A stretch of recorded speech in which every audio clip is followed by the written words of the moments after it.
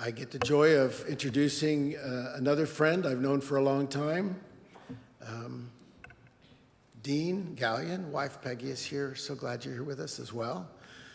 Before I read the stuff he's written, I want to just say that I love to tell this story, that I wanted to invite Pastor Dean to come as our camp meeting speaker, like almost a year ahead of time.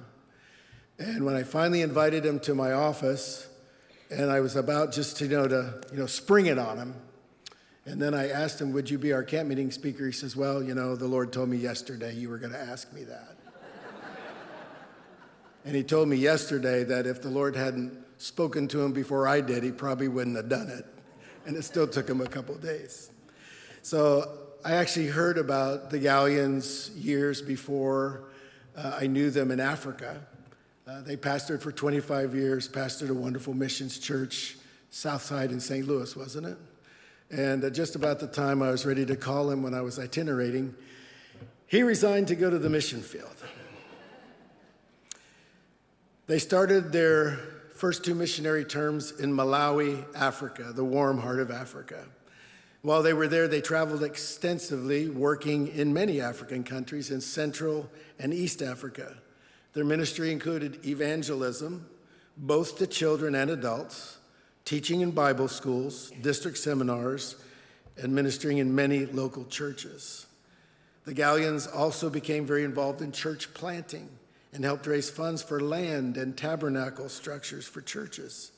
If you don't know what a tabernacle is, it's a metal structure that we put up as missions, AGWM, metal structure with a roof, and then it's up to the local congregations to build the walls and the floors. It's very effective. Well, they raised funds for over 150 of those structures, and I think they used to run about 5,000 to 7,000, or was it? It was initially, that's how much they cost. It's amazing. In 2001, the Galyens began to minister in Zimbabwe, and then they physically resided there for the next 10 years. They continued with evangelism, church planting, and tabernacle construction. They added 55 more tabernacles in that country, so that's over 200 tabernacles they raised money for. In addition, they raised funds for the Bible College, Evangel Bible College there, which underwent a complete renovation, including a new chapel, new classrooms, new principal's house, and a beautiful new library was constructed. This man is an overachiever. Another wonderful project that he was involved in was the purchase of land for the headquarters for the General Council of the Assemblies of God in Zimbabwe in the capital city of Harare, with generous giving from several churches in the States. The Galyens were also able to help erect a large church building with a seating capacity of 2,000 people on the General Council property. 2 congregations currently meet there each Sunday.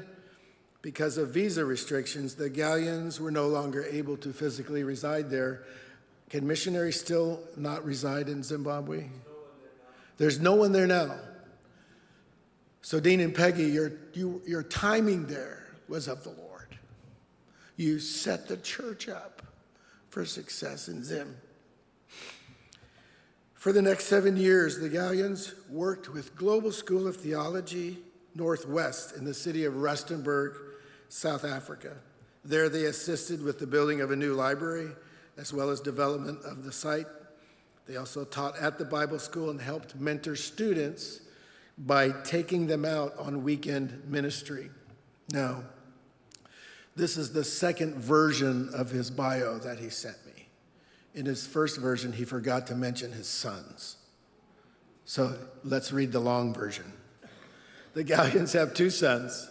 Sean and Debbie serve as missionaries in Spain. Central Assembly supports them from our Footprint Fund. Ryan and Natasha live in Minneapolis. They are currently in the midst of planting a church in that city. The Galyens have 4 grandchildren, all of whom faithfully serve the Lord. Dean and Peggy give glory to God for all the things he has done. And we see God's work in your life. Dean now works full-time for Peggy responding to her every whim and need. Pastor Dean, come.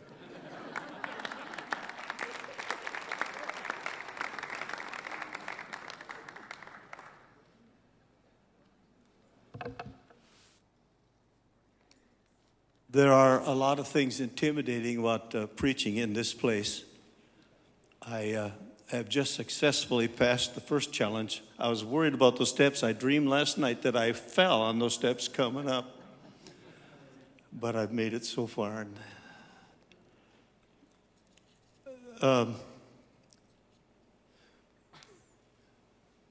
Coming here to preach, you receive a number of instructions. I'm told, I've been instructed, I am to conclude by 4:50 today. That was one of the instructions. The other instruction was, Galyen, when you get up there, be you. Now, how do you reconcile being forced to finish at 4:50 and being me? But we'll find out. I'm not sure how I handle directions.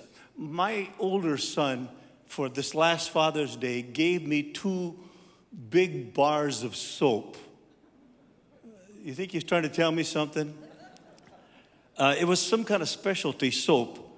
And I guess because it was specialty soap, I read the directions. I've never read directions on a bar of soap before, but I thought this is specialty soap, so I need to read the directions. 3 things.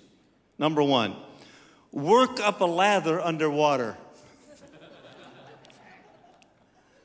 Number 2, apply where needed. And 3rd, rinse off. Pretty simple, huh? There was one warning, incidentally, on that bar of soap. It said, for external use only, do not ingest. So it would be good for everything, except my mother wouldn't have been able to use it to wash out my mouth. Yeah. What a great study in the Word from Brother Wooten earlier. He told us stuff that only he and Matthew Henry know. And now we know. Thank him so much. At the end of my message, our brother Wes is going to come and he's going to sing an old Phil Kerr tune entitled, I'm His to Command. While he's singing that song, we want the prayer, you warriors who are always here, to come forward. And if you have special needs in your life, even while Brother Wes is singing, we want you to come forward and receive prayer. That'll be at the end of the message today. I knew immediately when Pastor Greg asked me to speak what I was going to preach. From Ezekiel chapter 24, verses 15 through 18, let me read them to you. The word of the Lord came to me, Son of man, with one blow I am about to take away from you the delight of your eyes, yet do not lament or weep or shed any tears. Groan quietly, do not mourn for the dead. Keep your turban fastened and your sandals on your feet. Do not cover the lower part of your face or eat the customary food of mourners. So I spoke to the people in the morning, and in the evening my wife died. The next morning I did as I had been commanded. May God bless his word. A young man came to his pastor after an especially inspiring sermon and altar service and said, God has really spoken to me tonight. The pastor said, that's wonderful. What did God tell you? The young man said, God told me to jump through that wall. As he pointed there to the opposite wall of the sanctuary, well, the pastor didn't want to spoil the young man's zeal. So he said to him, you need to make sure. I want you to spend more time in prayer, really get hold of God, and make sure he's speaking to you. That boy went back to praying fervently at the altar. Soon he came running up to his pastor and said, Pastor, I know God is speaking to me and telling me to jump through that wall. Before the pastor could say anything else, the boy left him. He started running at the left side of the auditorium over by the organ. By the time he got to the pulpit in the middle, his knees were high like Usain Bolt, and he was really picking up speed. When he approached the other side, he launched himself into the air. He hurtled through space and crashed against the solid wall. He bounced back to the floor. His nose was broken and bleeding. He was badly shaken. The pastor ran quickly up to him just in time to hear the boy say, "Please, Lord, don't ever ask me to do that again." I don't think the young man really heard from God. But what if God told you to do something that was so unusual that it would make you wonder whether or not He's the type of God you would like to serve? Welcome to Ezekiel's world. God called Ezekiel to be a watchman in the house of Israel. Ezekiel was to warn Israel by delivering God's words to the rebellious people. And frequently God asked him to live out his message as an illustrated sermon, even if it demanded personal sacrifice.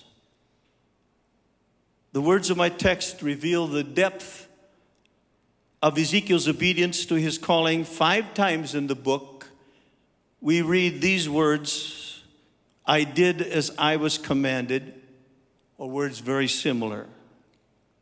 In the text that I read to you, we see God asking Ezekiel to do something highly unusual. God's command and Ezekiel's response teach us some valuable lessons, and I want to look at them with you.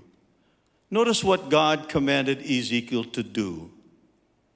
God had appointed Ezekiel to serve as a prophet, first in Jerusalem and later when they were in exile in Babylon. One morning, as Ezekiel wakened and prepared for what he thought would be a normal day, he was informed by the Lord with one blow, "I'm about to take away the delight of your eyes, yet do not lament or weep or shed any tears. Groan quietly, do not mourn for the dead." Ezekiel's wife was going to die that day. God was about to take her away, and Ezekiel was commanded to go about his ministry as usual, as if nothing had happened. It was highly unusual. His wife was going to die, and God said, "Whatever you do, do not mourn her passing." Now, during his ministry, Ezekiel had been commanded to do a lot of strange things. While he was still in Jerusalem, Ezekiel was once told to gather as much of his earthly goods as he could together, carry them out, and set them in the street in front of the house. That evening, following God's command, he dug through the wall of his house and brought out more of his stuff. He picked up that stuff and put it on his shoulders and carried them in view of the people. Naturally, Ezekiel's actions brought some attention to him, and the crowd gathered, and they said, "What does this mean? What are you doing?" And Ezekiel said, "This is what the sovereign Lord says, as I have done, so will be done to the whole house of Israel. They will go into exile." On another occasion, while still living in Jerusalem, God asked Ezekiel to groan. He was not commanded to just utter once a little grunt. He was to groan, the Bible says, with broken heart and bitter grief. And when the people asked him, "Why are you groaning so much?" he said, "Because of the exile that is coming." On another occasion, Ezekiel was asked to burn some meat. He was commanded to put a cooking pot on a fire, and then he was to put some choice pieces of meat and water into the pot and boil it until the meat was cooked. Then he was told to remove the meat from the pot, pour the broth out on the ground, and after that he was put the meat back into the pot and let the pot burn on that fire until the pot glows, until the meat is thoroughly burned. And Ezekiel said the purpose of all of this is to tell you that God's wrath is coming. He's not going to pull back. He's not going to lessen his wrath. He's going to punish you. God asked Ezekiel to do some unusual things, but here in my text was the most unusual thing of all. God said with one blow, I'm about to take away from you the delight of your eyes. Do not shed tears. Do not mourn for the dead. He's going to take away from Ezekiel the delight of his eyes. It would not be easy to be a prophet, because often a prophet has to give a hard message out to the people. And the only place of refuge for a prophet would be his own home with his own wife. I have to imagine that he and his wife must have had a lot of pillow talk together. She was the only one he could confide in. The Word of God makes it clear that Ezekiel loved his wife. She was the delight of his eyes. And God says, I'm going to take her away from you. The God whom Ezekiel faithfully served, to whose truth Ezekiel had continually preached, said, I'm going to take away from you the delight of your eyes.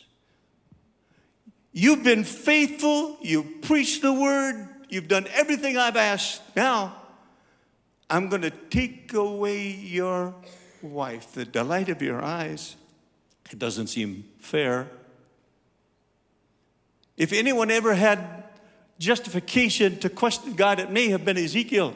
God, you know me. You've seen me. You've heard me all of these years. Why would you, of all people, take away my wife? You know how much she means to me. And furthermore, God said, not only am I going to take away your wife, but you are not allowed to mourn her passing. Every culture has its mourning rituals. If you one time hear the African death wail, you'll never forget it. Some of us have been there. In Ezekiel's day, mourning was essential. Acts of mournings that were intended to inform everybody how much that person who died meant to you. But Ezekiel had to bottle up his grief. God says, do not lament or weep or shed any tears.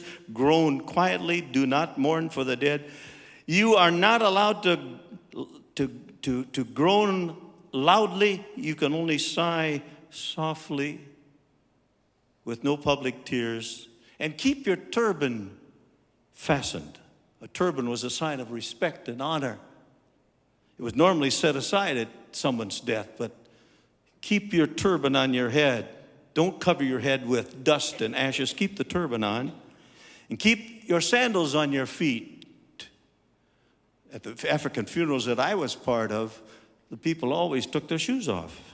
Usually mourners removed their sandals out of respect for the dead. But Ezekiel was required to continue wearing his footwear. And furthermore, do not cover the lower part of your face. Covering the lip and wearing a veil was a significant part of the mourning process.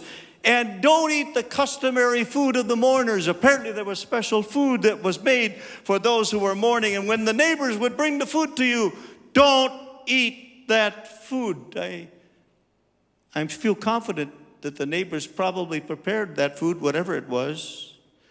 And they came in and saw Ezekiel not weeping, not lamenting, no dust on his head, wearing his turban, wearing his sandals. For Ezekiel to refrain from these customs was scandalous. He lost his wife, and he wasn't permitted to grieve. I'll never forget a certain day in my life. It was the end of our first itineration to go to Africa. My wife and I turned right, south, on I-55 headed toward Memphis. Our sons in the other vehicle turned left, north, toward Minneapolis. Tears rolled down my wife's cheeks as her whole body convulsed. I felt like a ton of bricks had been dropped on my heart. It's the hardest thing we'd ever done. We were leaving our sons. We'd already said goodbye to our parents, to our brothers and our sisters. But this was the ultimate separation. It was a late December cold rain falling that paralleled the mist that had settled on my soul. Earlier, when we had said yes to the call of God to go to Africa, it had seemed so simple. But that day, nothing was simple. The great pastorate had been left behind. The people didn't want us to go, most of them. The house and our possessions had been sold. Watching our sons go north while we went south was something nobody could have prepared us for. And please forgive me. I'm not sure I could have said yes when I said yes earlier if I'd known the pain that day. I can be very human. We wouldn't be there in 4 months when Sean graduated from Bible school. We wouldn't be there 2 years later when Ryan reached the same summit. 4 years, it actually turned out to be 5. It was a long time. A lot of things could happen. If our sons got on the ball, we'd miss their weddings. But then I thought of another father who watched as his son went the other direction, down to a manger in Bethlehem. He watched as his beloved son was rejected, falsely accused, and crucified. It hurt so much, the father, to see his son covered with our sin, that for a moment God the Father turned his back on his own son. That was pain. Our pain in watching the sons go the other direction, there's nothing in comparison. We didn't feel very spiritual that day. But we were doing what the Master commanded. And after all, we're all servants. That evening, Ezekiel's wife died. We're not told how she died. We don't know if she'd been ill for a long time, or if it just happened suddenly. But in the next morning, Ezekiel was there, wearing his turban, hadn't shaved his beard nor the hair on his head. He was dressed normally, prepared for his usual day of ministry. I can almost feel his numbness as he went through that day of ministry. Maybe he even wondered, I think I would have, did I really hear from God? But Ezekiel obeyed God. He said, I did as I was commanded. Dear friends, God's will must always be put above our personal desires, even if it means deep pain. This is what God commanded Ezekiel to do. And notice that Ezekiel did exactly as he had been commanded. Now, what does what Ezekiel was commanded to do have to do with Israel? The command to Ezekiel to not mourn his wife's death was symbolic. It was an illustrated sermon. And so the people said, won't you tell us what these things have to do with us? Have you ever met people like that? You've just lost your wife and all they care about is what does it have to do with us? They didn't show him much empathy. People sometimes get so caught up in their own lives they can't see or feel the needs of others. And Ezekiel gave the people the answer of God. He said, I'm about to desecrate my sanctuary, the delight of your eyes. The sons and daughters you left behind will fall by the sword, and you will not mourn or weep, but will groan among yourselves. He's telling them that back in Israel, they're exiles in Babylon, back in Israel, the temple, the delight of their eyes is going to be destroyed, and the family you left behind, they're going to die, and you will not be allowed to mourn their passing. It'd be dangerous here in Babylon. There's certain days that are etched in our memories. I'm going to toss out a few dates and see if you can guess their significance. You'll get 20 points for every correct answer. 100% A, 80% B, less than 80%, sorry. Okay. December 25. Okay, 20. The birth of Christ. Okay, Christmas, the birth of Christ. December 7. bombing of Pearl Harbor. Hey, you're doing great. September 11th. The attacks on the World Trade Center and the Pentagon. Okay. A lot of you got 60%. November 22. The assassination of President Kennedy. Correct. One more question. January 12. No answers? That's my birthday. Okay. I didn't say this test was going to be easy. I just wanted you to be sure to remember January 12th. There are certain dates that are indelibly etched in the minds of the Israelites. Look at the first two verses of Ezekiel 24. In the 9th year, in the 10th month, on the 10th day, the word of the Lord came to me, Son of man, record this date, this very date, because the king of Babylon has laid siege to Jerusalem this very day. God said, Jews, remember this specific day. This is not going to be a day to celebrate. This is a day to be remembered with tears and sorrows. You are to remember the specific day that the king of Babylon laid siege to Jerusalem. It was the day that would live in infamy among the Jewish people. God was saying, on that date, the siege begins, which will eventuate in the destruction of the delight of your eyes and the death of your family members. And you will not be allowed to mourn those deaths or that destruction.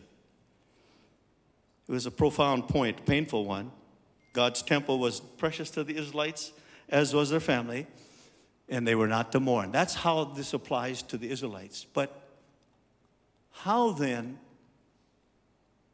does what God commanded Ezekiel to do apply to us today? Read the words of Jesus in Luke chapter 9. If anyone would come after me, he must deny himself and take up his cross daily and follow me. For whoever wants to save his life will lose it, but whoever loses his life for me will save it. If we serve God with our whole heart, we're willing even to lay down our lives. We read the words of prophecy spoken nearly 800 years before Christ, which tell us that Jesus would set his face like a flint to go to Jerusalem. Then we find the fulfillment of that promise in Luke 9, where we read Jesus steadfastly set his face to go to Jerusalem. Flint is a hard rock. It's used in the Bible to describe toughness in the face of adversity and seemingly impossible tasks. But Jesus set his face like a flint. Normally, to be stone-faced is not a compliment. But Jesus set his face like a flint. He was resolute and undaunted. When they came to Gethsemane with swords and staves, when Jesus was beaten in Gabbatha, Pilate's judgment court, when he was taken to Golgotha and nailed to the cross, Jesus did not back away from his mission. He was unflinching and undaunted. The shadow of the cross stretched along his path from the beginning to the end. The loss of Ezekiel's wife and how he was to react to it asks us a question. What are we willing to sacrifice to be obedient to our calling? Ezekiel's life is a living testimony to the seriousness of the commands of God and to the depth of our responsibility to be obedient. Hear me. To do great things for God requires great sacrifice.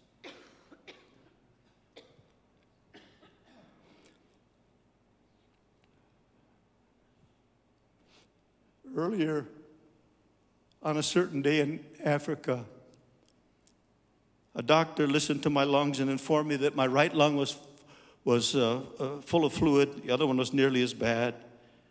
The bronchitis was serious, and He prescribed total bed rest for me.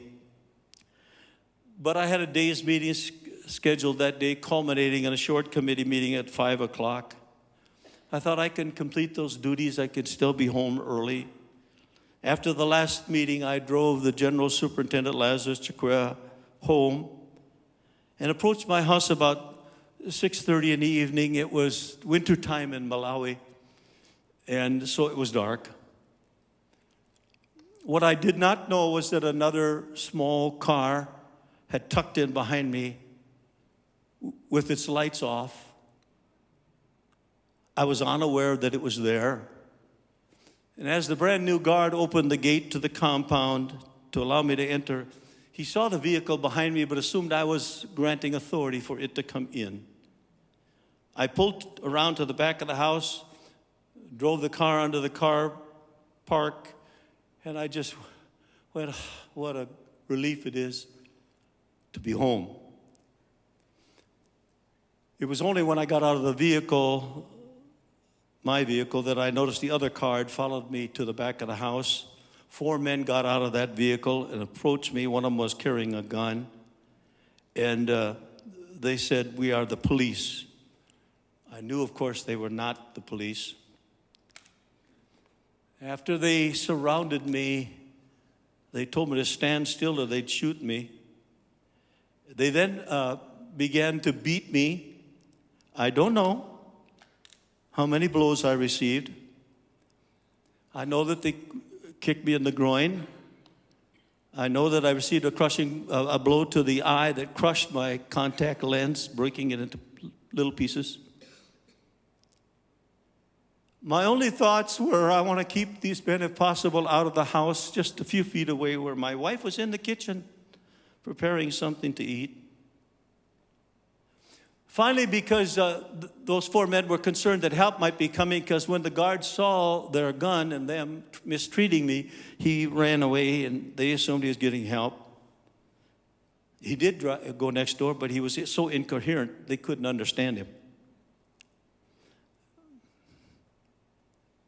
They took my keys and my briefcase. One of them was holding a gun to my head, and the leader said to him, "Shoot him." Various thoughts went through my mind. I thought, maybe I can run zigzag like they do on TV and avoid their bullets. But I thought, no, that might panic those guys. And besides, I think that only works on TV. I thought maybe I could make it to the back door if I ran quickly and locked the door before they could get in, but I thought, no, that's not so good. I'd probably expose my wife to danger. So I just knelt there, waiting for the repercussion of the gun, wondering what it would feel like. For some reason, the man decided not to shoot me. I think my mother maybe was praying, or my sisters, or my brother, maybe one of you, who knows. But instead of shooting me, the guy with the gun joined the others in those 2 cars, theirs and mine, and drove away. I can tell you that I never had one moment of panic. My thoughts were always clear. In retrospect, looking back, I don't know what else I could have done that would have been better. But the moments were traumatic. I have to be honest with you and tell you that the sounds of the night grew louder after that and more ominous sounding to me. They took the keys, and on the key ring was the key to the house. I wondered if they'd come back. But what should I do? Should I leave missions? Should I find a good, safe position in America somewhere? No. I was alive, sore but alive. I had no vehicle. My money was stolen. My keys were taken. My life was spared. My wife's was spared. After that, I was robbed more than 50 times in Africa. 50. Not that dramatically, but more than 50 times. I've got so much money, they can't get it all at once,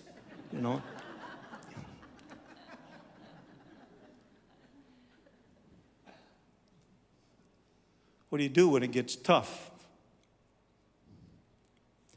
Several years ago, I was in Zambia. I was staying with missionaries Chris and Heidi Ness. One day I was watching a video with their then 2-year-old daughter, Larissa. We were watching Sesame Street together. Now, two of the familiar characters on that program are Bert and Ernie. Ernie has a peculiar habit. He's never without his rubber ducky. To him, that rubber ducky is his security. It's basically the same thing to him that the blanket is to Linus in that other wonderful cartoon series. Ernie is never without his rubber ducky. And in this particular sequence, Ernie just knows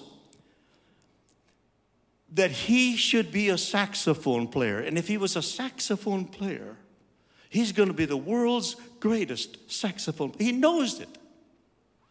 He just knows. But he's got that rubber ducky, and even though he's got the sax and he tries to play it, as he tries to finger the sax, what he gets is that ridiculous sound of the rubber ducky instead of the good sound of the saxophone. And he's frustrated. He knows he'll be a great saxophone player, but he can't give up his security. Then they start singing a song. Oh, it's a great song. I hope you'll listen to it next chance you get. Go online, look it up, listen to it. It is entitled, You've Got to Put the Ducky Down to Play the Saxophone. I love the tune. It's lilting and it's just a great tune. And they're singing it. All kinds of all-stars are singing, You got to put the ducky down to play the saxophone. And Ernie's trying, but he can't do it. But halfway through, he throws away the ducky, and Ernie plays the saxophone beautifully. Hallelujah. Some of us could do so much more if we were just willing to give up our rubber ducky, give up our security. Say, Lord, I'm yours to command. Tell me whatever you want to tell me to do, and I'll do it. I'm his to command.